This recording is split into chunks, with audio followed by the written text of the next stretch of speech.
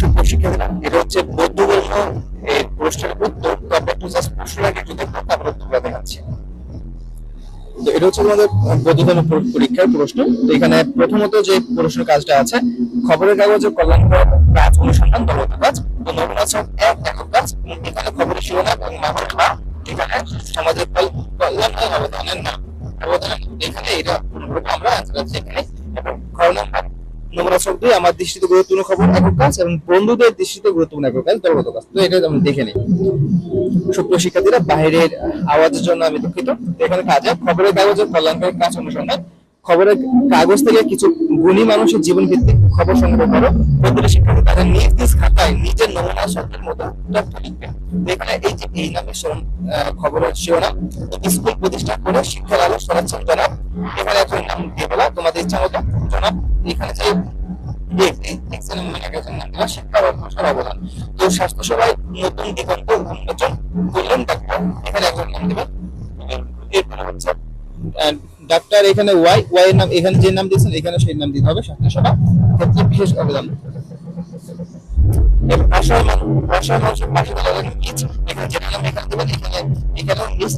মানবিক সহায়তা উল্লেখযোগ্য অবদান, এখানে যেটা নাম দেবেন।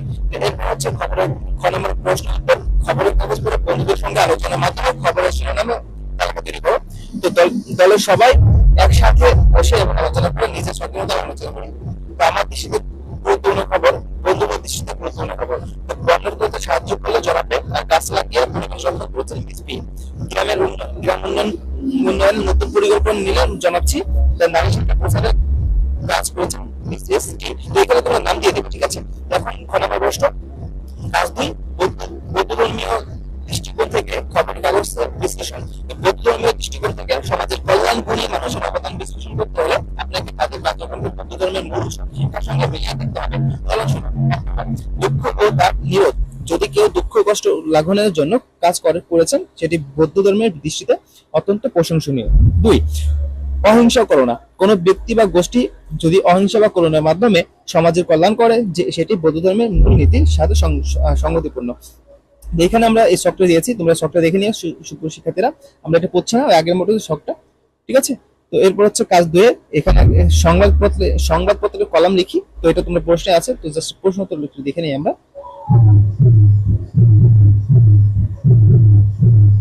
এটা সংবাদপত্রের কলাম লিখি। কাজ 3 নৈতিক ও মানবিক গুণাবলী কথা প্রকাশ।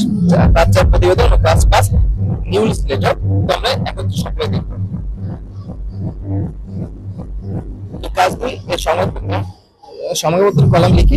তো কলাম শিরোনাম গৌতম বুদ্ধ অনুপ্রেরণা গুণাবলী। গৌতম বুদ্ধ ছিলেন একজন মহান প্রদর্শক, যিনি তার জীবনের মাধ্যমে মানব সমাজের কল্যাণে অন্যান্য অবদান রেখেছেন। তার শিক্ষা ও বোধিসত্ত্ব জীবনের কাহিনীগুলো আমাদের জন্য অনুপ্রেরণা। এখানে আমি তার জীবনের 3টি গুণাবলী বিশ্লেষণ করছি, যা আমি আমার জীবনে অনুসরণ করতে চাই। 1 নম্বর করুণা ও সহানুভূতি।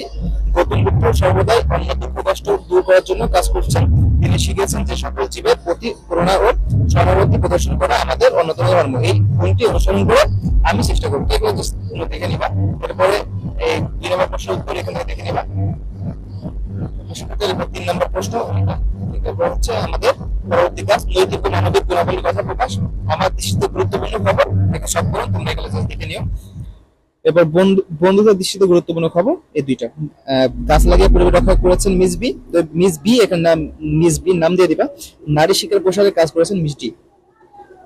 তারপর বৌদ্ধ ধর্মের নৈতিক ও মানবিক গুণাবলীর শিক্ষা প্রদর্শন করেছেন বন্যার্থদের সাহায্য করলে জনাব এ। করোনা ও সহানুভূতির উদাহরণ। স্কুল প্রতিষ্ঠা করে শিক্ষা আলো ছড়াচ্ছেন। এখানে নামগুলো জাস্ট দিয়ে দিবেন, ঠিক আছে। এরপর হচ্ছে বৌদ্ধ ধর্মের নৈতিক ও মানবিক গুণাবলীর শিক্ষা প্রদর্শন। এখানে সকল অ্যান্সার দেওয়া আছে, সুন্দর মতো করে তোমরা এখানে অ্যান্সারগুলো দিয়ে দিতে পারবে। তারপর হচ্ছে আমাদের এটা আসলে চার, এখন চলে আসবে প্রতিবেদন। প্রতিবেদনের ছিল না বাইরে প্রচুর আওয়াজ।